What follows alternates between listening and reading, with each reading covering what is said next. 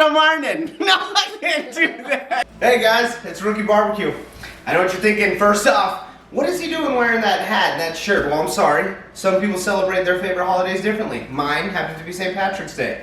So I wanted to share it with you guys. Today we're going to be doing corned beef and cabbage, which I'm super stoked about. Never done it before.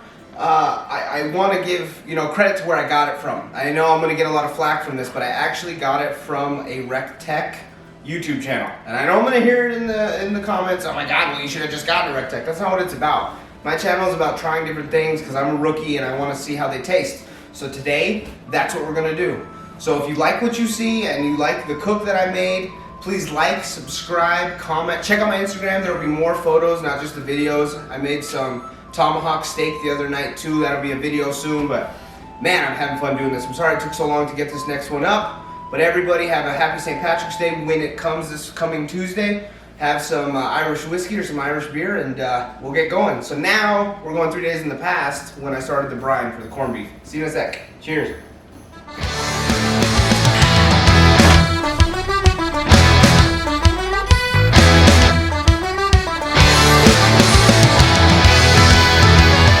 Alright guys, so I'm not going to show too much of this part. I just wanted to show you this flat that I got because I'm not going to use any of the point on this one. This is the biggest freaking flat I've ever seen. I just wanted to show you guys a warning when you guys are ever doing your own brisket. Maybe don't cut too deep when you're taking out the plastic because you'll hurt her. I did this nice little cut deep, but again, that's the rookie part. That's here, I'm learning. I'm just going to try to thin it out. Take off some of the parts that won't be cooked. Put them to the side and stuff.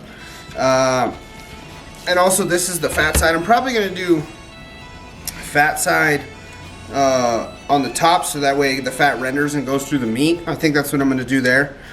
I'm not going to show you too much besides that because there's plenty of videos of how to get a brisket off. You just want like a 1/4 inch or less of fat on the top. And yeah, that's it. I'm just going to run through this really quick. We'll probably fast forward through it because it's going to take me 3 hours to get through this whole thing. And we'll see you when it's ready to be brined. Cool.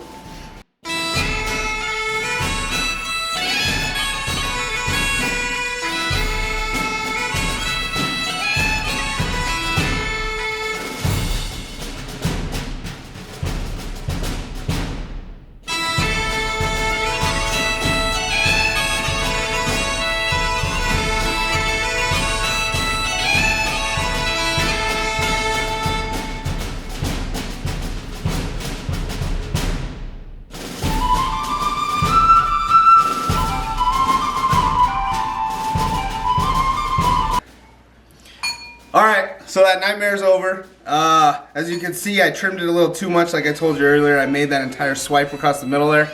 But just real quick, I want to show you guys, I made a thing called a pickling spice. It's kind of what you add to the water that I'm going to put in there. It has like crushed pepper, ground mustard, it has some bay leaves, ground cinnamon, some coriander too, and mace, but I guess it's not mace. If you go to the store, it's nutmeg. Apparently, I'm not really sure. To be honest, I didn't do this. All right, this is my cameraman's wife. She's amazing. I can't believe she did this for me. This is great. But you can do it yourself because I apparently couldn't. But she did a great job. I'm gonna add this to the water, and then I'm gonna put the brisket inside of there, and I'm gonna brine it for like 3 days. After that time, I'll take it out. You guys, I'll see you on Saturday, and we'll put it, I guess it won't be Saturday actually, it'll be today because you guys are watching this in real time. I'm realizing that now. So, we'll be doing this together in like 5 seconds. Alright, sweet. See you then. Alright, good morning guys. We're here at about 8 o'clock, and I've been on for about 8 hours. I just wanted to show you guys where I'm at right here. She is looking real good and tasty. Oh my goodness. God, it's looking good. Just wanted to show you what's going on here. I wanted to close it real quick because once I get it to about 165 internal, I am going to take it off and put it in, you'll see actually, I'll show you what's going on. But to be honest here, I have had some issues. So, oh man, it's early, yeah. I've been up since about 4:30 because I had issues with the pellet feeder.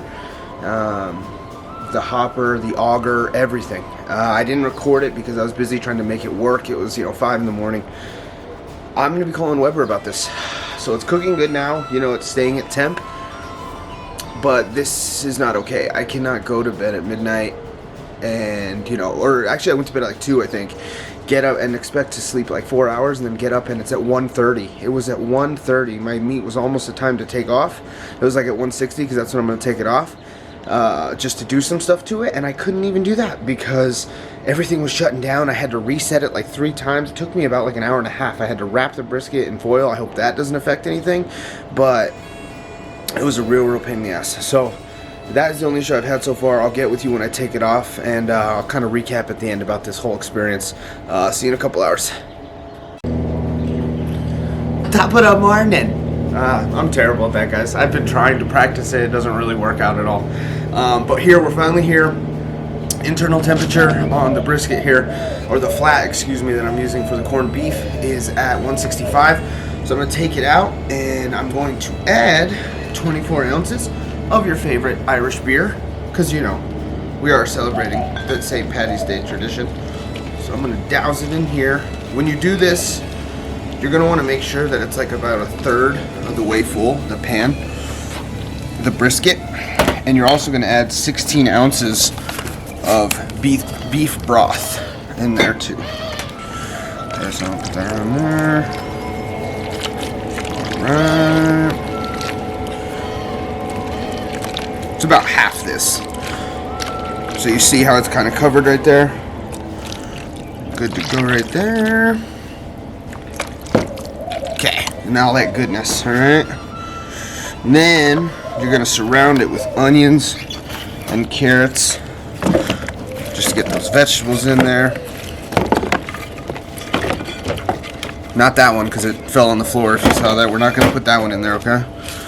Okay, and then you get carrots. I like baby carrots, and plus they're easier. You don't have to cut them. Okay. I'm just going to surround them, and then I'm going to cover it with foil, and I'm going to put it back in the grill for another hour and a half. And then I'm going to take it off, add the potatoes and cabbage. But you'll get that from me.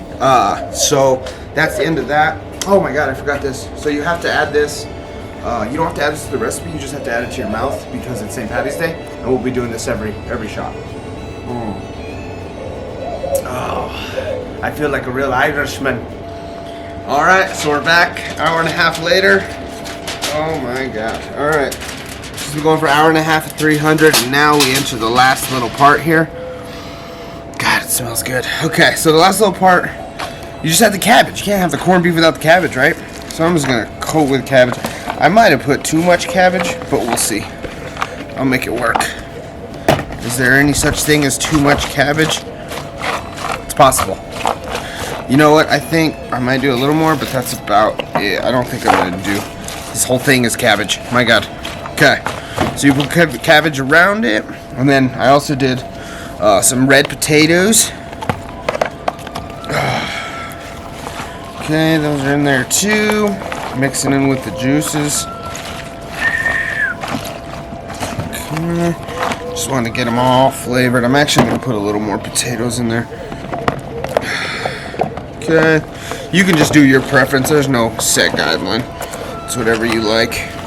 But you like to get I want to at least get the juices on it, because we're going to put it in there for another hour. Well, hopefully an hour. We're putting it there until we get to 195.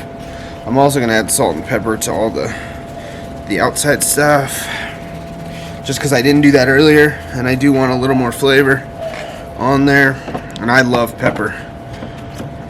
Okay. Some kosher salt. They're coated. They're good to go. I'm going to put the foil back on. I'm going to put it on hopefully for another hour, but internal temperature to 195. And then we will be able to cut it. This will be the last time you see me until we cut it at the end. And we'll slice into it and see how it is. And remember, as always, because it's St. Patrick's Day, you have to add a little bit, not to the plate here, but to yourself. Cheers. I'll see you when we cut it. So we're done. This is it. Like I told you, next time you'd see me, it'd be out. We'd have everything cooked, and I cut it up for you. As you can see here, we had the 10-pound flat, fully cooked, and then we had the onions, carrots, cabbage, and potatoes in the back, just in this like frothy, soapy goodness. Oh my god. But I wanted to take this out first and show you, you know, first brisket I ever made. I know it's not a full brisket, it's not everything, but you know, it is the flat, so I'm halfway there. And I want to show you guys to see how it tastes, see how it cuts too. Actually, you know what, let's do it this side, because oh yeah, I'm gonna have to do it from over here. Let's see here. Jesus, well that fell right through. Woo. I think this is gonna be a good St. Patrick's Day. Alright, let me grab one. Oh man, look, you can see that smoke ring around there too. God, man, I love when I fully see that and can understand what the heck those guys are talking about, the big dogs in the videos. Alright, we'll see how she tastes.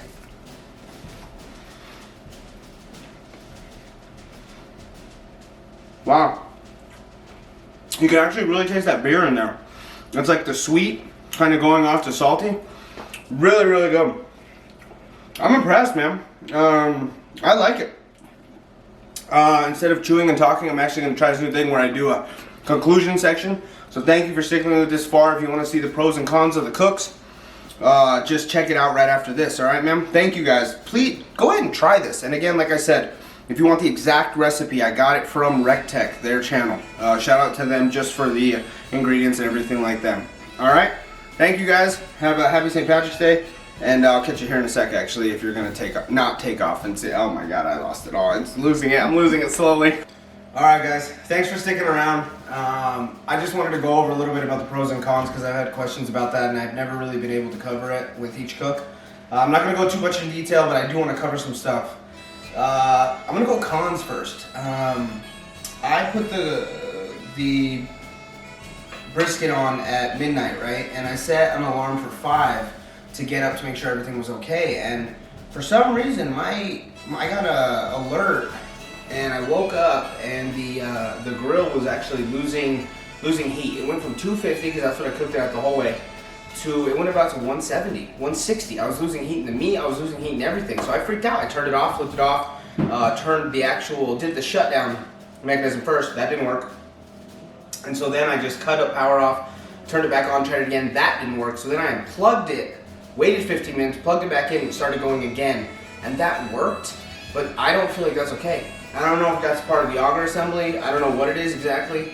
I'm going to go ahead and be calling Weber on Monday, try and get that new auger if that's an issue. That was a big con for me. It sucked. I mean, I'd like to be able to put it on at midnight and go to bed and at least sleep till maybe 6, you know what I mean, to check it out, because the hot propels worked beautifully. The new insert I got was beautiful, so that was great. But as far as a con, that really sucked. But obviously the pro, you saw the end result. I got an amazing meal.